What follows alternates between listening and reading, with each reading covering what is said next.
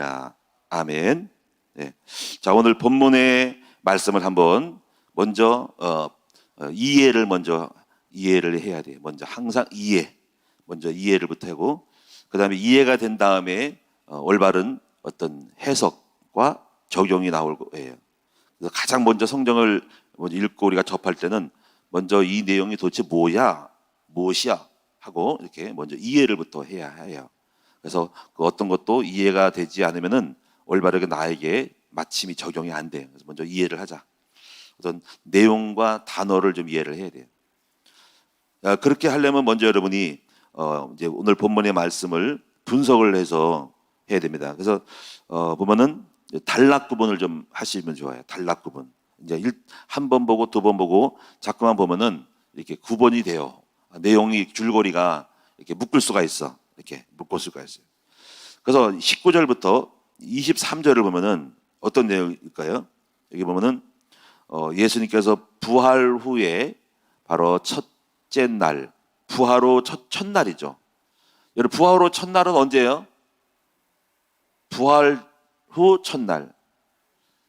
여러분, 예수님이 주일날 부활하셨죠, 그렇죠? 그리고 그 다음 날이죠. 그러니까 오늘이죠, 오늘이 월요일이니까 그러니까 부활 후 첫날. 예수님은 주일날, 일요일날 새벽에 부활하셨어요. 그래서 그것을 주의 날이라 그래서 주일날이 부활했어요. 그리고 부활 후 첫날. 그래서 이때 예수님께서 제자들을 찾아오셨어. 저녁 때 찾아오셔서 제일 먼저 하신 얘기가 평강이 있을지어다라고 인사를 이렇게 하십니다. 제자들이 보고 기뻐하니까는 또 평강이 있을지어다라고 말을 해요. 그러면서 이제 오늘 여기 성령을 받아라라는 말씀을 했어요. 그리고 누구의 죄든지 사하질 것이라고 말을 해요. 자, 이게 무슨 뜻인가 이게 좀 궁금하잖아요. 여러분 가만히 들여다보면 너희가 죄를 사할 수 있다는 거잖아요. 이게 무슨 뜻인가를 이해를 해야 돼요.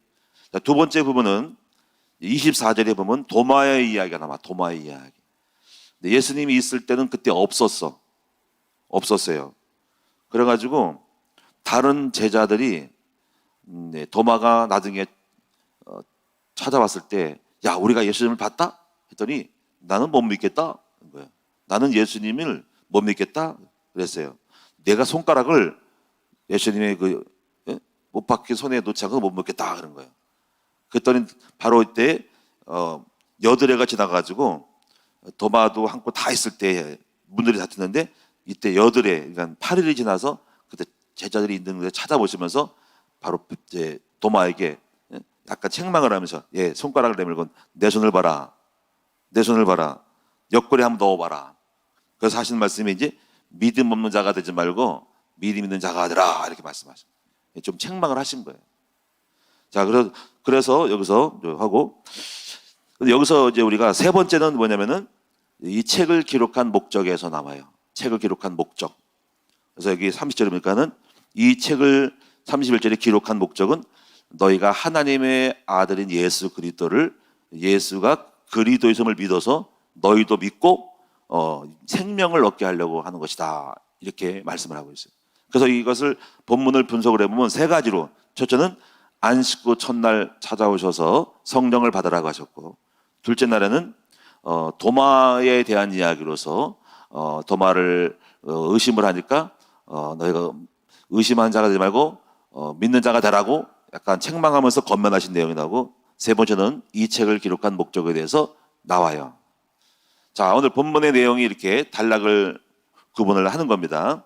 자, 조금 더 여러분이 좀 관찰할 수 있는 부분이 좀 있어요. 그것은 뭐냐면은 예수님께서 안식 후 첫날 오셨다고 할 때 우리가 이제 상식적으로 이해해 주시는 것은 예수님의 시간표를 기본적으로 이해를 해야 돼요. 자, 그 시간표가 뭐냐면 이 얘기입니다. 참고하면 돼요, 그냥. 여러분, 예수님이 최후의 만찬이 언제 있었죠? 최후의 만찬이? 자, 수요일이에요, 목요일이에요? 목요일 저녁에 제자들과 최후의 만찬 같이 만찬을 하셨어요. 그 잡히시던 날은 언제예요?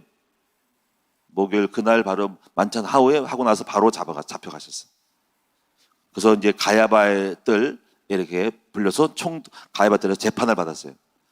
그러면 이제 예수님이 십자가에 달리시고 죽으신 때가 언제예요? 언제일까요? 금요일 날. 금요일이에요.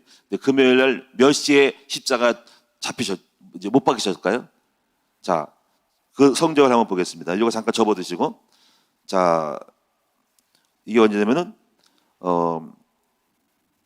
누가복음에 한번 보실까요? 누가복음.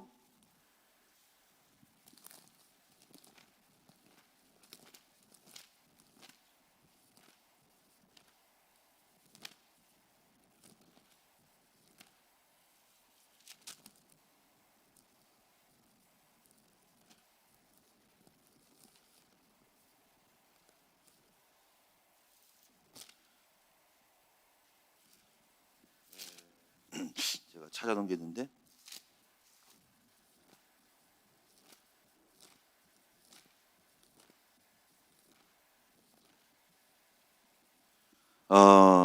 마가복음에 있네. 마가복음. 제가 기록을 안 해놔가지고 여기 있어요. 예, 마가복음 15장을 한번 보세요. 15장 25절을 한번 보세요. 마가복음 15장 25절.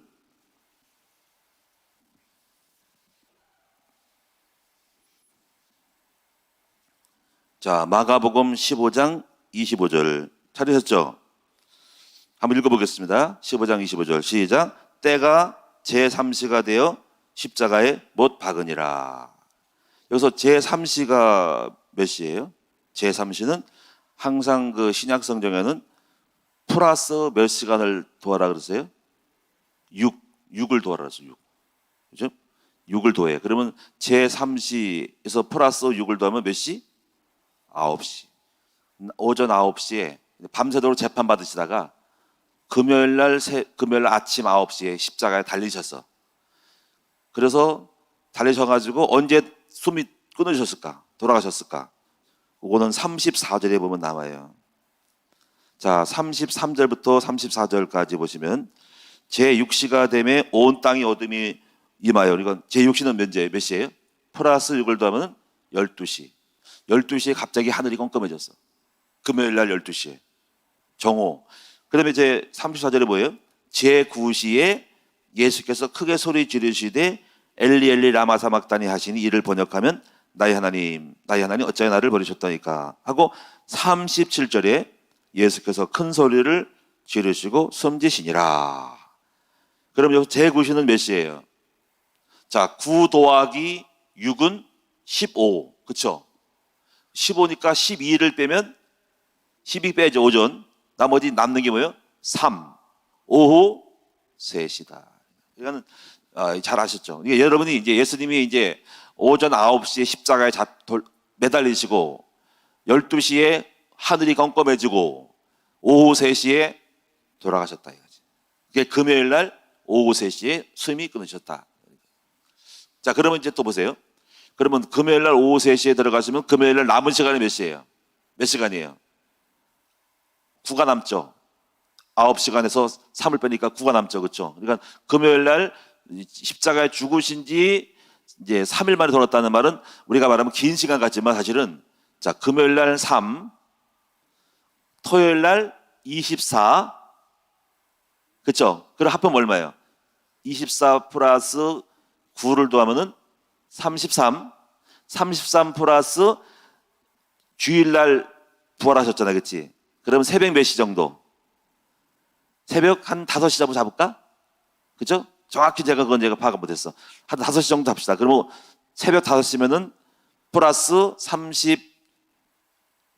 34에서 플러스 5니까 39시간. 여러분 39시간이면은 하루에 24시간쯤면은 48시간도 안 돼. 그쵸? 그렇습니다. 요거를 참고를 하시면 여러분은 3일 동안이니까 긴 시간 같지만 3일은 여러분 24 곱하기 3이잖아. 하루 24시간이니까 3, 42, 3일이면 80몇 시간 되죠. 그렇죠? 그게 아니고 여러분 39시간 정도의 바로 십자가의 무덤 속에 있는 시간도 아니고 그렇게 십자가 돌아가시고 나중에 그 다음에 무덤에 있지 않으니까는 39시간 동안의 죽음에 있었다. 무덤은 조금 더 몇 시간 더 짧겠죠. 그렇죠? 무덤 들어가니까. 이렇게 참고하시면 된다는 것이죠. 그래서 바로 목요일 날 저녁 때 만찬하시고 잡혀가시고 재판 밤새도록 받으시다가 바로 금요일 날 아침 9시에 십자가에 못 박아 달리시고 12시에 캄캄해지고 오후 3시에 십자가에 숨이 끊어지셨다. 그러고 나서 바로 9시간 지나서 금요일 지나고 토요일 24시간 지나고 주일날 새벽에 부활하셨다. 총 합계 약 38시간에서 40시간의 죽음에 있었다. 그리고 부활하셨다는 겁니다. 이렇게 참고하시면 됩니다. 이거는. 그 다음에 이제 우리가 여기서 보실 수 있는 것은 이제 첫 번째 한번 보겠습니다. 첫 번째에서 우리가 이제 다시 본문으로 돌아가서 예수님이 오늘 본문에서 무엇을 깨달을 수 있을 것 같아요. 먼저 보면은 평강했을지어다 그러셨죠. 이제 우리 주님이 처음 말씀하신 게 평강했을지어다는 거예요. 이 내용을 보시면 우리가 항상 중요한 것은 우리 인생의 삶의 가장 중요한 것은 늘 평강이 있어야 돼요. 제가 생각할 때 세상에서 제일 정말 행복하고 좋은 것은 뭐냐면 중심이 뭐냐면 평안하게 사는 게 제일 좋은 거예요. 쉽게 말해 뱃속 편하게 제일 좋은 거예요. 그래서 평강했을지어다. 그래서 그러니까 여러분 이걸 생각할 때 우리가 지나치게 어떤 이렇게 평강이 없는 정도의 삶을 만들면 안 됩니다. 세상에 제일 좋은 것은 정말 단칸방에 살아도 누룽지 한 컵 먹어도 가족끼리 평안하고 교회도 평안하고 여러분도 서로가 이렇게 행복하게 평안하게 사는 것이 저는 제일 좋다 생각해요. 그래서 여러분이 오늘 예수님 인사처럼 여러분도 저는 여러분에게 선포를 할게요. 여러분 인사를 할게. 여러분에게 평강이 있을지어다. 오늘 하루도 평강하세요. 일주일도 평강하시고 여러분 생애가 평생토록 하나님 앞에 가는 그날까지 평안하게 평강이 있기를 축원합니다. 그랬으면 참 좋겠어요. 그러니까 이걸 볼 때 세상에 정말 저 우크라이나의 그 전쟁 속에 있는 영혼들은 가슴이 떨려. 우리 생각해봐. 가족의 이별, 전쟁에 보내는 남편을 전쟁 보내고 형제 아들들 전쟁에 보내고 요즘 여성들도 전쟁에 나가더라 보니까 참 이 땅에 이런 일이 있으면 안 돼. 세상에 제일 나쁜 게 전쟁이야. 어떻게 총을 쏘고 사람을 죽이냐고. 그때 삶의 인생 속에 우리가 얼마나 두렵고 떨려요. 그래서 나쁜 놈들이야. 내가 전쟁 일으킨 놈들은 나쁘다. 뭐 때문에 전쟁 일으킬지 모르겠어. 왜? 숱한 사람을 죽이고 동표 떨고 하는 거. 세상의 악질이 이제 전쟁 일으키는 거야. 그러니까 그렇지 않으세요? 근데 잘 살면 되지. 서로가 욕심 없이 그러니까 자기 땅에서 살면 되는 거지. 뭘 그따가 땅을 다 합병하려고 그러고 쳐들어와가지고 뭔 욕심 가지고 살려 그래. 내가 그건 정말 나빠. 그래서 우리가 평강 생각할 때 참 평안하게 좀 지구촌 사람들이 다 구석속마다 다 평안하고 행복하게 그냥 서로 사랑하고 서로 화합하고 살면 되지. 그냥 욕심 부려가지고 독도는 내 땅이라 그러고 또 해가지고 싸움질하고 또 싸우고 그 난리야. 서로 잘 지내고 왔다 갔다 하면서 행복하게 살아야지요.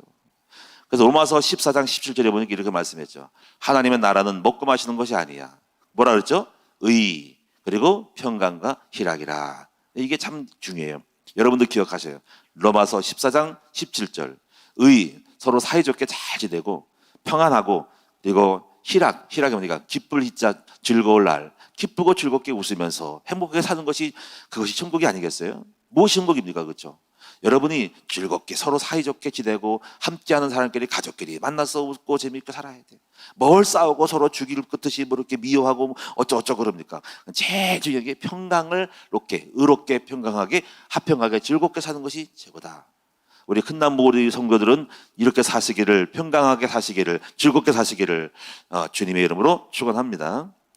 그다음에 이제 말씀을 보시면은 주님의 이제 명령이 있어요. 숨을 내쉬면서 성령을 받아라 그랬어요. 그런데 여기서 21절에 여기서 말씀의 요점이 나옵니다. 21절에 보니까 예수께서 이르시되 너희에게 평강했을지어다. 그래서 아버지께서 나를 보내신 것 같이 나도 너희를 보내노라. 주님은 지금 이제 무엇을 지금 의도하시냐면 나도 지금 우리 아버지로부터 보냄을 받아 이곳에 왔다. 나도 너희를 보낸다 하는 내용을 보면은 성령을 받으라는 말이 여기 이해됩니다. 다시 말해 우리가 다 가서 너희를 가라는 거지. 보냄받은 것처럼 나도 너희를 보내니까 너희들 가서 이 땅에다가 하나님의 뜻을 이루라는 거지. 그게 복음을 전파라는 거예요. 그래서 보내니까 가서 너희도 갈래님 성령을 받아야 된다는 거지. 성령을 받으라. 그러니까 전도를 위해서 성령을 받으라라는 말이 부각하면 너희도 현장에 가서 전도를 해라. 그래서 성령을 그러려면 성령을 받으라. 그럼 그다음 말이 뭐예요? 그래서 너희가 누구의 죄든지 사하여면 사하여일 것이고 누구의 죄든지 그대로 되면 그대로 있으리라는 말이 뭡니까? 이렇게 생각하면 우리가 뭐 죄를 사하는 권세가 있는가? 이렇게 생각하지만은 사실은 죄를 사하는 권세는 누구에게냐면 오직 예수님밖에 없죠. 우리는 죄를 사할 수 있는 권세는 없어요. 근데 뭐냐면 우리가 죄를 사하도록 인도를 할 수가 있어요. 우리 안에 계신 성령께서 우리를 통해서 죄를 사해 줄 수 있다 이 말이에요. 이게 뭐예요? 바로 전도자의 특권입니다. 자, 예를 생각해 보세요. 자, 내가 이렇게 어제 세례를 줬어요. 그러면 이제 고백을 했죠. 자, 이겁니다. 여러분 예수 그리스도를 나의 구주로 믿습니까? 그럼 뭐라 그러죠? 내가 믿습니다. 그러면 여러분들은 하나님 자녀가 되었습니다. 죄가 없었습니다. 그리고 하나님 자녀가 됐습니다. 이렇게 말했죠. 그것이 바로 내가 한 것이 아니라 주님의 권세로 죄를 사해서 나는 그 죄를 내가 선포했잖아. 그게 바로 죄를 사해 준 거야. 그렇죠? 그래 오늘 전도자는 뭐요? 여러분이 꼭 세례 안 줘도 예수를 영접할 수 있죠. 가서 복음을 전하고 영접하면은 여러분이 오늘 이 말씀대로 살아가고 있는 거야. 이게 축복입니다. 여러분이 예수 나한테 영접합시다. 복음을 전해가지고 나를 따라와 보세요. 했더니 이제 말했죠. 당신은 이제부터 죄가 없어졌어요. 예수 이름으로 죄에서 해방되고 하나님 자녀가 됐어요. 우리 성도님, 지사님, 성도님 그렇죠. 이렇게 했으니까 그러니까 그 전도자는요 어떤 사람이든 간에 여러분이 예수를 영접시키면 바로 죄를 사해 주는 거예요. 근데 그대로 뒀어. 그럼 그대로 죄가 없어지지 않는 거야. 그러니까 여러분이 이것이 여러분의 특권이 뭐냐면 죄를 이렇게 예수의 이름으로 죄를 사는 권세를 받았다 이 말입니다. 이거 이해되셨죠? 여러분도 이제 가서 여러분이 성령을 받아서 가는 곳마다 예수의 이름으로 예수를 영접해서 죄를 사하시는 여러분 되기를 주님의 이름으로 축원합니다. 전도자가 이렇게 큰 축복이 있다니까, 특권이 있다니까요. 할렐루야. 그러니까 저는 그래요. 항상 연중에 가장 기쁜 것이 뭐냐면 정말 저는 그래요. 뭐냐면 세례를 주는 것이 참 기뻐요. 정말 기쁩니다. 왜냐면요, 내가 그래서 늘 보면서 감사하고 내가 행복해요. 왜냐면 세례 그 증서가 있잖아요, 그렇지? 세례 다 기록을 하거든요. 책 하나가 있어. 그 책을 옛날에 한번 쉬어봤다니까. 내가 목회하면서 그 장부가 있어, 세례 장부가 꼭 기억해요. 이게 필기로 해가지고 다 써요. 유아 세례, 입조인 세례. 그러면 장부가 이렇게 있어. 그러면 그걸 보고 내가 그래도 제법 쓸만한 일을 했구나. 가장 큰 업적은요 세례 증서입니다. 세례 명부예요. 세례 명부. 세례 명부. 그다음에 혼인 명부, 세례 명부. 특히 세례 명부가요. 이것이 하나님 앞에 내 가서 드릴 상 받을 만한 명부의 작성에 이거. 그래서 주님, 내가 이렇게 주님 다 보시겠죠. 이렇게 목회하면서 개척교회 때부터 이렇게 20몇 년 동안에 이렇게 세례를 줘서 예수를 불신자를 영접을 해서 이렇게 했어요. 우리 성도들이 다 했어요. 이게 자랑스러운 일인 거예요. 오늘 저와 여러분도 여러분 많은 사람들을 영접을 하고 예수를 믿게 하는 그런 놀라운 이 최고의 축복을 여러분이 누리시고 또 하나님 앞에 가서 자랑하시기를 면류관을 받으시기를 주의 이름으로 축원합니다. 그 다음에 보세요. 24절부터 29절을 도마에 대한 얘기를 해봅시다. 여기서 24절에 보면은 이름을 먼저 약간 좀 참고로 넘어갈 때 12제자 중에 하나로서 디두모라 불리는 도마는 라고 했어요. 여기 디두모라고 불리는 도마가 뭘까? 원래 이 도마하고 디두모가 같은 말이에요. 이건 쌍둥이라는 뜻이에요. 쌍둥이. 근데 디두모는 아라모. 그 당시 아라모가 있었고 별명으로 또 그냥 붙인 거예요. 별명으로. 그리고 도마는 히라보라는 뜻은 헬라어. 그 당시에 신약시는 헬라어를 썼어요. 헬라어. 신약 성경은 헬라어로 됐습니다. 그래서 같은 뜻인데 이렇게 별명을 붙였어요. 그러면 쌍둥이라고 할 때 도마가 쌍둥이가 있나라고 제가 조사해봤더니 성경에 이렇게 나와 있더라고. 쌍둥이라는 말을 썼지만은 바로 쌍둥이가 있는지 없는지 확실히 모르겠다 이렇게 나와 있었어요. 그런데 여기서 이 쌍둥이라는 뜻은 이중적이라는 거예요. 이중적. 근데 여기서 이제 의미가 있는 게 뭐냐면은 물리적으로 쌍둥이였을지 모르지만 도마의 마음은 이중적이었다는 거지. 이렇게 해석을 해요. 그래서 그런 의미인가 보다. 쌍둥이 디두모. 그럼 어떻게 이중적이냐면 바로 의심과 믿음을 두 가지를 동시에 갖고 있는 사람이 도마라는 거예요. 그러니까 우리는 항상 그래요. 믿음만 있는 것이 아니라 의심도 갖고 있다는 거지. 근데 그게 특별히 심한 것이 바로 도마였다는 거지. 그래서 왜 의심이냐면 도마는 이제 꼭 내가 봐야만 믿겠다라는 거죠. 근데 사실 이게 이제 다 보야만 믿겠다라는 것은 굉장히 믿을 확률이 많이 못 돼요. 이 말은 체험을 해야 오겠다는 거죠. 근데 불신자들이 언제 체험을 하겠어요? 제가 신앙생활 해보면요, 믿음은 그렇게 하는 게 아니고 체험하고 나서 믿는 게 아니고 그냥 믿음으로 그냥 믿으면 체험이 되는 거예요. 다 지금 체험하고 한다면 올 사람 많지 않아요. 불신자로 있을 때 하나님 가까이 가져간 건데 어떻게 체험을 하겠어요, 그렇죠? 그러니까 우리가 이제 그게 바로 믿음이 없는 모습인데 어떻게 보면 또 우리가 이제 이것이 굉장히 중요한 거예요. 그래서 저는 그래요. 처음에 예수 믿을 때 체험을 하고 나서 믿은 거 아니었거든요.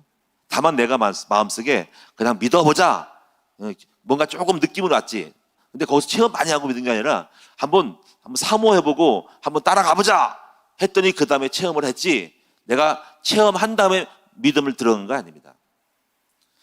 그러니까 이 믿음의 중요함이 이거예요. 그러니까 여기서 많은 사람들이 이게 좀 수용성, 뭔가 좀 받아들이고 그 말을 좀 이렇게 인정하고 와서 좀 따라와서 이 자리에 앉아 있고 말씀 듣다 보면 체험할 것인데 많은 사람이 그렇지 아니에요. 다 뭐 하나님 계신가? 뭐 이거 뭘 체험하기를 기다리고 있어. 그래서 여전히 교회 밖에 있고 또 교회 여기 왔어도 여전히 더 안 들어온 이유는 더 많은 체험을 기다리고 있는 거야. 그거 좋은 건 아닙니다, 그게. 그래서 오늘 우리는 저와 여러분들은 조금 체험했어도 그냥 조금 느낌이 왔어도 이 자리에 앉아 있으니까 여러분이 그래서 복된 거라고 성경은 말씀해서 보지 않고 믿는 자가 복되다. 왜냐하면 보지 않고 믿을 때에 앞으로 복된 일이 많다 이거예요. 여러분 오늘도 여러분이 많은 체험을 못하더라도 믿고 좀 따라와서 믿음을 가지고 따라와서 결국은 그 따라왔을 때 주시는 많은 축복의 체험들을 하시기를 축원드립니다.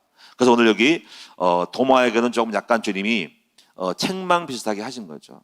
근데 그 당시 예수님 제자들 처음에 있을 때 도마가 말했던 것이 예수님 없었는데 주님은 다 알고 계신가 봐, 그렇죠? 그때 없었어요.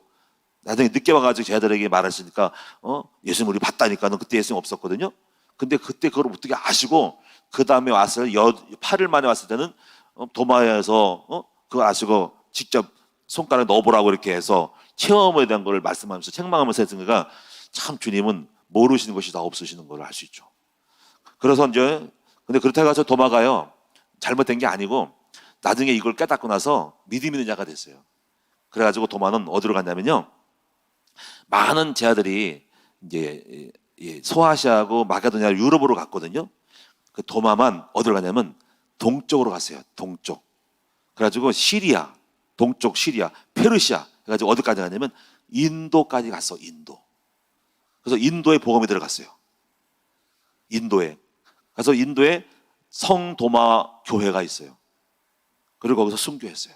그러니까 나중에 그 말씀을 받고 믿음이 잘 깨달아지고 확신이 믿음이 자라가지고 인도에 가서 순교를 했어요. 근데 참고로 여러분이 제가 이제 그래서 인도를 갖고 나라는 걸 알게 되고 성도마 교회가 있는데 인도에서 조금 조사했는데 참고로 여러분이 인도가요 참 인구가 14억 정도 돼요. 13, 14억 정도. 지금 변했을지 몰라요. 13, 14억 되는데 보니까 기독교의 인구가 3.4% 정도 돼요. 그런데 놀라운 것은 기독교 인구가 4,400만 명이라는 거예요. 그럼 여러분 보세요. 우리나라가 지금 기독교 인구 얼마인 줄 아세요? 한 얼마 될까? 정확히 통계 안 나와 있어. 뭐 어떤 800만, 1000만 된다고 하지만 모르겠어요. 한 800만, 1000만밖에 안 돼요. 그러면 놀라운 것은 기독교 인구로 보면은 우리보다 4배나 많아요. 그렇죠? 생각, 엄청난 거예요. 만약에 우리나라가 기독교 4,400만 되면 대한민국 복음화 된 거예요. 그렇죠? 근데 800만 가지고 이렇게 돼 있잖아. 근데 인구가 13억 대비 3.4%. 근데 문제가 뭐냐면요. 안타깝게도 교회 수는 뭐냐면요. 15만 개예요. 인도의 교회가 15만 개. 그리고 한국 교회는 얼마일까요? 2만 개. 한국 교회가 이 정도밖에 안 돼. 그러니까 굉장히 많은 거예요. 그런데 문제가 뭐냐면 기독교인이 전부 다가 가난해요. 80%, 85%가 극빈자층에서 예수를 다 믿어. 그래가지고 인구가 이렇게 많아도 믿는 사람이 많아도 힘이 없어요. 힘이 없어요. 그래가지고 너무 가난하게 살아가지고 헌금을 많이 못 내요. 그래가지고 교회가 힘이 없어. 자립이 안 돼 있어. 그래가지고 많은 그 신학생들이 목회를 해보면은 너무 가난하고 월급 받지 못해가지고 신학교를 안 가려고 그래요. 그래가지고 막 한 사람들이 막 여러 명을 교회를 막 뛰고 그랬는데 하여튼 교회는 많아요. 근데 굉장히 내용적으로 빈약을 해요. 신앙이 확립 안 돼가지고 그냥 일반 우리 교회에서 한국교회나 이런 데서 하는 성경 공부만도 못하는 것이 신학교래요. 거기 신학교가 수준이 약해요. 어떻게 보면 우리 교회의 이 말씀 전지학보다도 못할 정도로 일반 그냥 평범한 성경학교밖에 안 되는 정도의 신학교가 있다는 거예요. 그러니까 우리가 만약에 우리 신학 전지학을 갖다 세우면 거기 대박 나는 거야. 그러니까 인도. 근데요, 힌두교가 81%, 이슬람이 13%에서 아주 기독교에 적대적이어서 만만치 않습니다. 근데 3.4%만 해도 4,400만이야. 거기다가 캐톨릭교회는 교회가 2,250개 교회가 있고 조인수는 1,500만 명이야. 캐톨릭이. 그래도 한 2.2%밖에 안 돼. 근데 뭐 병원도 많고 대학도 많은데 어쩌거나 기독교가 숫자가 많아도 굉장히 인도에서는 소수 종교로 해서 4,400만 명이. 자, 이렇게 참고를 하시고 앞으로 우리가 참 관심을 갖고 인도에도 우리가 좀 들어가서 교회를 세웠으면 좋겠다는 마음이 듭니다. 참고를 해주시기 바랍니다. 마지막으로 이제 한 가지 더 말씀드리고 마치는데, 자, 요한복음을 여기 보면 맨 마지막에 뭐랬어요? 예, 여기 내용이 전체적으로 기록한 이유가 나오죠. 그래서 이 말씀을 잘 기록한 이유, 이런 내용을 부활의 어떤 내용들을 십자가 죽으신 내용들 성경을 기록한 이유가 뭐냐면 여기 나와 있습니다. 31절에 오직 이것을 기록함은 너희로 예수께서 하나님의 아들 그리스도이심을 믿게 하려 함이요 또 너희로 믿고 그 이름을 힘입어 생명을 얻게 하려 함이라. 이 말은 뭐냐면 여러분 이 성경을 읽으면서 중요한 성경의 목적이 뭐냐면 성경을 읽는 목적이 뭐냐면 예수님이 그리스도 되심에 대해서 확실하게 알고 들어가야 됩니다. 이 성경을 다 읽고 그리스도 됨에 대한 증거가 없이 그냥 여러 가지 다른 많은 걸 하면 안 되고 이 결국 성경을 읽은 결론이 뭐냐면 야 예수가 인류의 구세주구나 메시아구나 예수밖에 없구나 예수 복음밖에 없구나 라고 깨달아지는 것이 가장 중요한 거니 이걸 놓치고 다른 지식을 주면 안 된다는 겁니다. 예? 다른 여러 가지 많은 걸 줬는데 결국은 남는 게 없어. 결국 여러분 성도들의 마음속에 남는 게 뭐냐면 오직 복음만 남겨야 됩니다. 오직 예수가 그리스도고 메시아구나 하고 여기 복음을 자세히 깊이 깨달아야 된다.